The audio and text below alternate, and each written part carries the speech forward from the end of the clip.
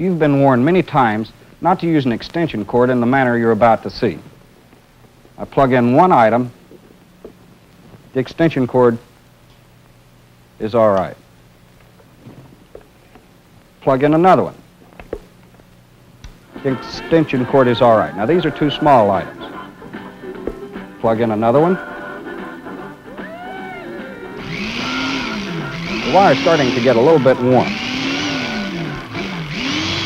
Plug in another one. The wire is really warm now. Watch what happens when I plug in this last one.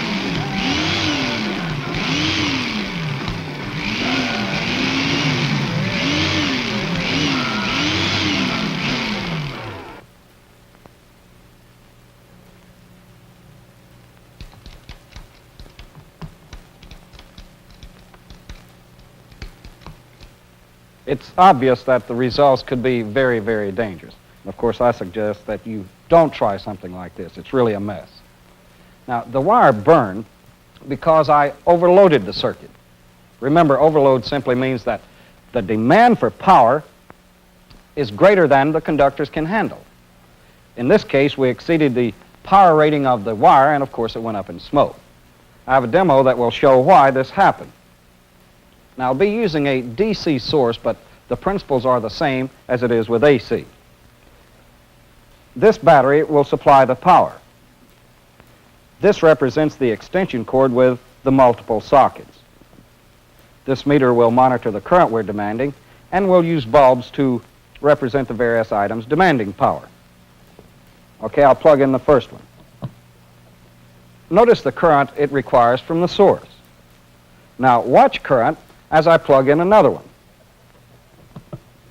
Current increases. And also notice what we've done. Both bulbs are across the power source, so we're adding components in parallel. When I add another bulb, current increases again. And it's obvious that if enough components are added in parallel, we could demand more current from the source than even these wires could handle. Well, that's exactly what happened before. Although it's quite a mess, this is a parallel arrangement. So all of the items that we plugged in are in parallel. And as each was turned on, more and more power was required. We finally exceeded the rating of the extension cord wires. It became hot enough to burn the insulation and eventually short out the wires. Now, from this, we should realize that the number of components in a parallel circuit determines the power demanded from a source. Let's go into this further and find out what determines power in each branch of the parallel circuit. And I have another trainer that will show this. Okay, I'll make the voltage connections first and close the switch. Now, we know that power is a measure of how much work is accomplished in a given time. Here, the work being accomplished is the production of light by the filament in each bulb.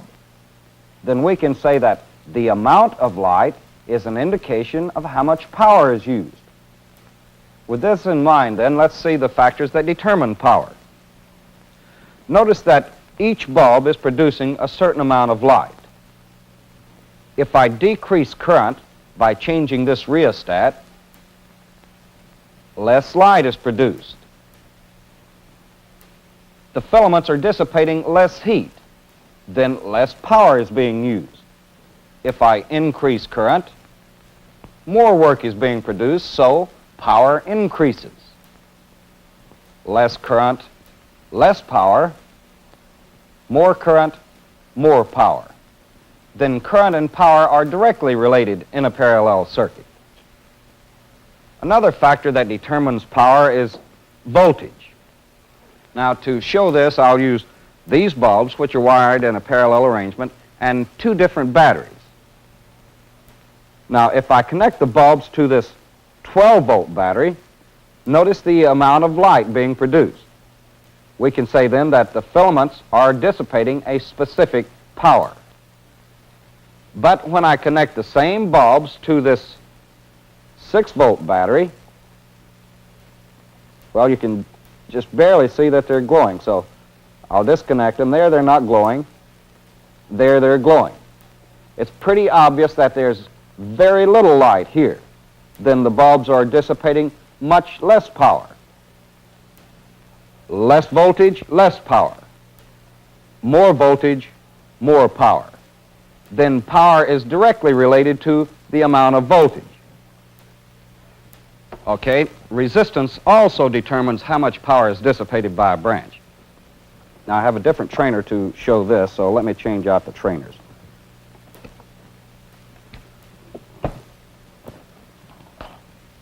Of course, first I'll make the voltage connections and close the switch. Now, in this circuit, these two bulbs are dissipating the same amount of power. We know this is true because the current in each branch is the same, and the voltage across each branch is the same. Now, I'll replace this bulb with one that has a smaller resistance. Notice that the smaller resistance caused the current in this branch to increase. Notice also that this bulb is brighter. It's dissipating more power. The smaller the resistance, the larger the power dissipated. Remember then, the power dissipated by a parallel branch is determined by the applied voltage, branch current, and branch resistance. Also, the total power dissipated by a parallel circuit is equal to the sum of the power dissipated by each branch. We saw this in the beginning of the lesson. Now, also, you must be careful not to add too many components or you could exceed the power rating of the circuit wiring and, of course, burn it up the way we did in the open. Next, let's place some troubles in the parallel circuit and develop the symptoms caused by an open and a short. As I make the voltage connections, let's notice that the circuit we'll be troubleshooting contains 3 parallel resistors with a meter to monitor total current. Okay, I'll close the switch. Let's start with an open in one of the branches. Now, I'll open this middle branch, and the first time I'll do it here so that we can visually see the indication. You see that there's no current in this branch. The bulb isn't burning. Let's try it again.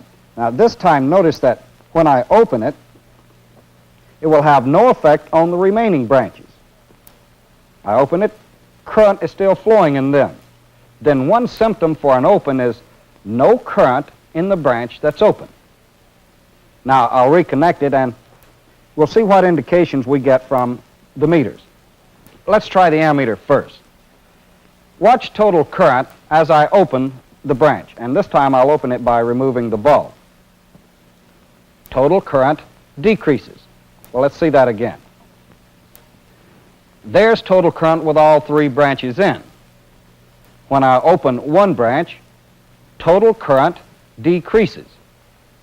Then with an open, there's no current in the branch that's open, and the total current decreases. Next, let's try the voltmeter. Since the applied voltage is felt across each branch, we'll have to use a range that will measure the applied voltage. And in this case, we'll use the 50-volt range. Of course, the function switch is on DCV.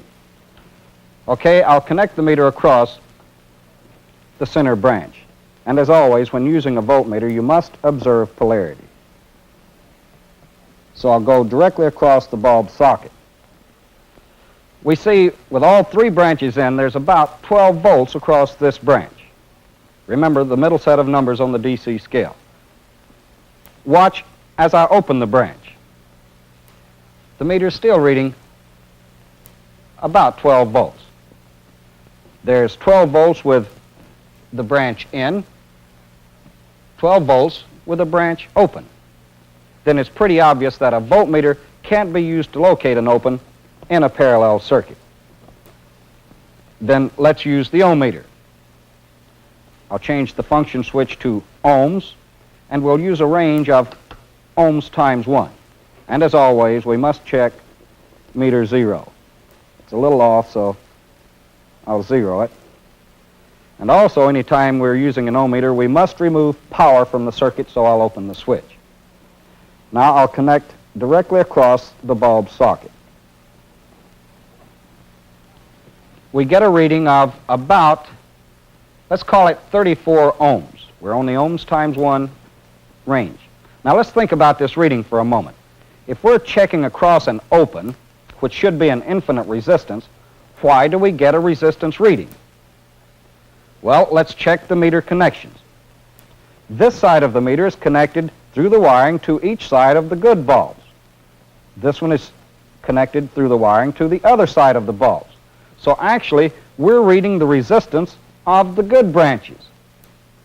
Okay, now let's try this again so that we can pinpoint the ohm meter indication for an open.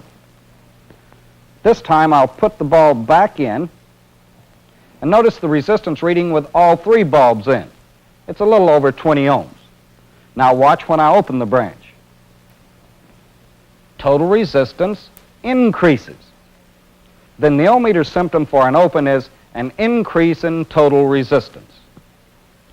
Now if you can't visually check and find the open, you must isolate and check each component with the ohm meter. Let me show you what I mean. For example, if I physically disconnect one end of this branch, I'll isolate it from the rest of the circuit. Now you watch the meter reading when I do that.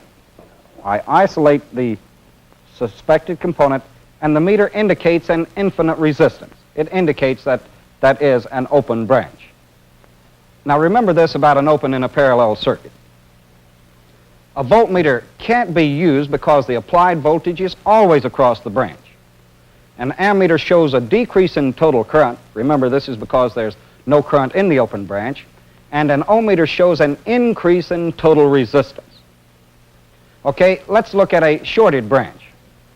Okay, I'll remove the ohm meter and return the circuit back to normal. Put this bulb back in and reapply power. Now first, let's notice that if a short were to occur in any of the branches, we're providing a very low resistance path for current. Of course, this pencil is simulating the short. We're effectively placing a wire across the battery terminals. Of course, this means a very large increase in current. But if this circuit is designed properly, what should happen when the short occurs? Well, if this fuse is the proper size, it should blow and protect the circuit components from the excess current. Let's see if it does.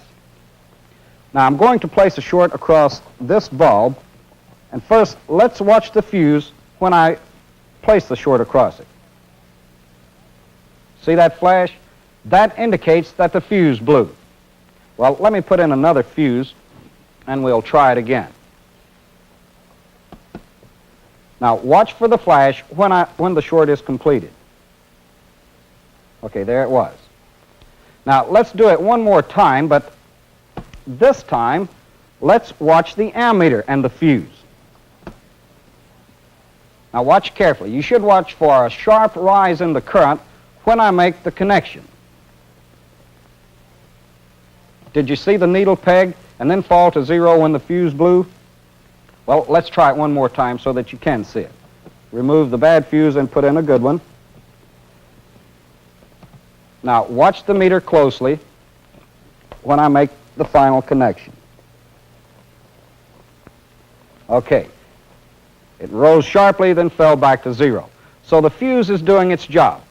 It's protecting the components. Now where do we go from here? There's no current, so the ammeter doesn't tell us which component is shorted. And with no current, there's no voltage across any of these components, so a voltmeter won't tell us anything. Then that only leaves the ohm meter to troubleshoot the short. So let's try it. Before I do, of course, I must check the meter 0, and it's still all right. Now to make sure that there's no power over here, I'm going to be doubly safe and open this switch. Now I'll check directly across the short. One lead there, one here. Well, you can see that we get an indication of 0 resistance. The short has reduced the total resistance in the circuit to 0. Now you can see why the fuse kept blowing.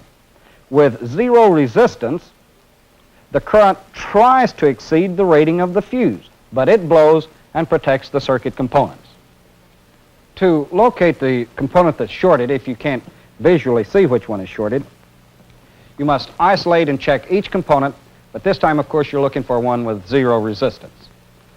Let's go over some of the points that we should remember about power and troubleshooting in a parallel resistive circuit. Remember, the power dissipated by a branch is dependent upon current and voltage. The larger the current or voltage, the more power dissipated by the branch. Also remember that the largest resistance dissipates the least power. In troubleshooting the circuit, here's what we found. When we opened a branch resistance, this happened. There's zero current in the branch that's open. Total current decreases because of an increase in total resistance. When we placed a short in the circuit, these are the symptoms that we found. Total resistance is zero, and current tries to go to an excessive value. But remember also that if the circuit is fused properly, it should blow and protect the circuit components. Now remember also that you can't haphazardly add components in parallel, the way we did here. If you do, you could demand more power for the components than the circuit can handle, even though it is fused properly. And you could end up with results like this. Remember, the more components there are, the greater the power dissipated. In our next lesson, we'll look at bridge circuits, a specific use for a parallel resistive circuit.